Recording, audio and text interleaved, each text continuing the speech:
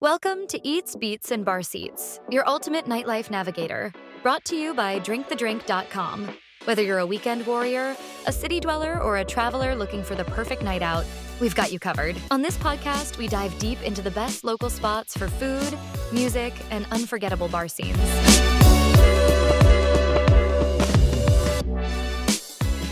Hi Judith, my name is Peter Demakos. I'm from Eats, Beats, and Bar Seats. It's a podcast we've created for people to get to experience owners and general managers of local super cool places that have made it on drinkthedrink.com.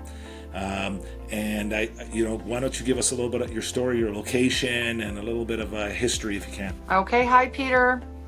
Well, my name's Judith Santos. I'm the owner of My House Lounge and Events. We're located at 2882 Dundas Street West, right there in the heart of the junction, so near Keele and Dundas, I'd say.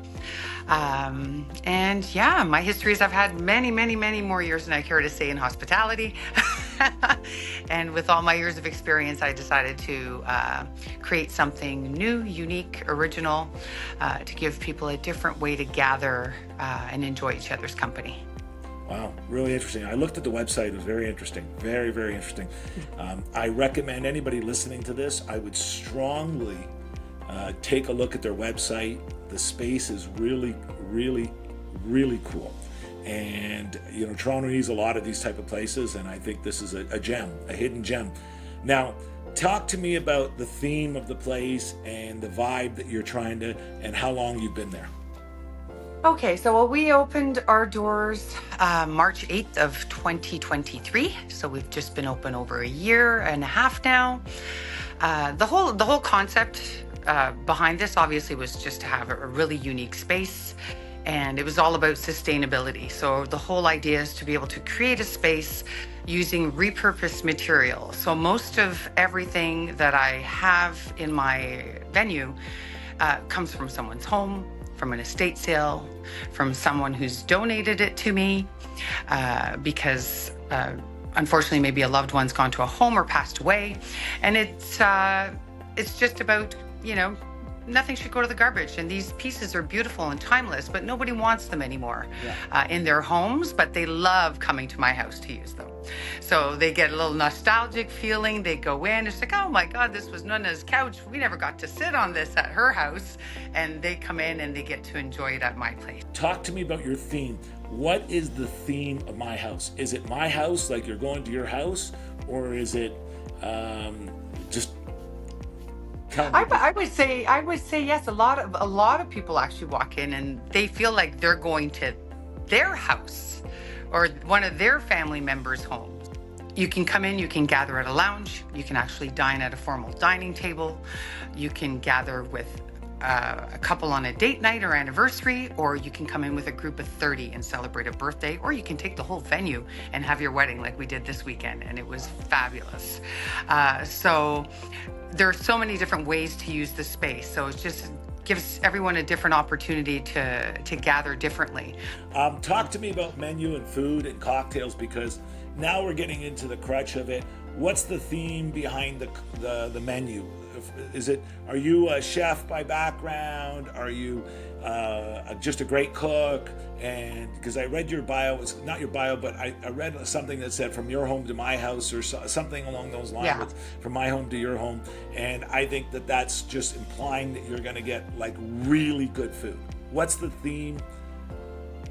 Theme for our menu, to be very honest, I just wanted it to be diverse from everyone else in the neighborhood, because you tend to go to neighborhoods and you'll find so many of the different genres of restaurant, or they're same. So like, how many Italian restaurants can you have in one neighborhood? How much? And so I just found that there was like a lot of the same happening in our neighborhood. So I just wanted to offer something that wasn't being offered in the neighborhood. So it's just more international, because obviously I'm catering to more than just one group of people. I want there to be something for everyone. So we make sure we have vegan dishes, that a lot of our dishes can be made or are gluten-free, vegetarian options, meat lover options, and then something done differently. Like we have oysters for us is just a big thing because nobody was doing oysters in the neighborhood when we got there. We just found like we were selling out of oysters every day because it's just like you can't get them anywhere else. Now everyone loves the oysters and everyone's starting carrying oysters. But otherwise, is we try to create our menu so that whether you are doing appetizers or you are doing mains, they can be shareable. And that's what's important to us because the space is about sharing space and sharing things with people. So I'm coming in your restaurant and I have to have a go-to dish. You're like, you've got to tell me, you're telling your friends to come here and try something. What are we trying? Okay, you know what I get a lot, and you're going to say just this dish because it's hard to pick one because there are so many that are yummy and everyone's got a different palate. But I get it all the time. Our steak tartare is one of the best people have ever tried. Wow.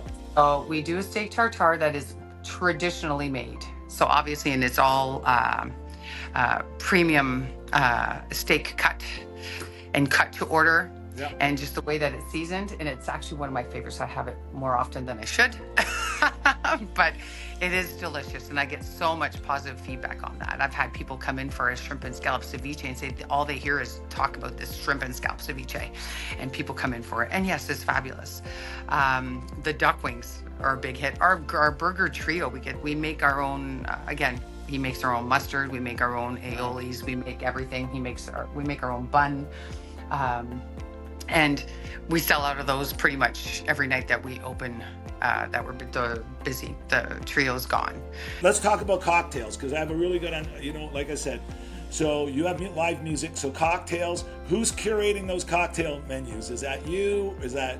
So that I create some myself, and then I put that towards my bar team and my staff. Like everybody's got an idea for cocktails. Everybody drinks the cocktails and cocktails elsewhere, and everyone has an idea of what's happening in the city. But how I try to keep our cocktail menu, because we've got that vintage vibe, I try to stick with classics and a spin on classics. So it's either we're offering just a classic cocktail, but a properly made classic cocktail.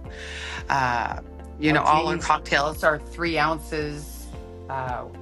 They just have to be properly balanced, well-made cocktails. Because you can come up with as many fancy cocktails as you want, but if they're not properly made, it makes no sense. Do you have a mad scientist back there that does the boiling and the creating? They all come up with something unique.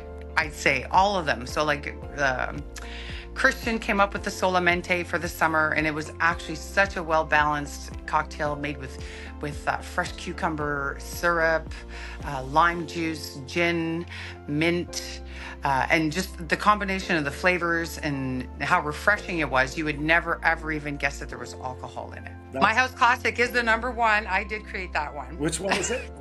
It's called the My House Classic. Yeah.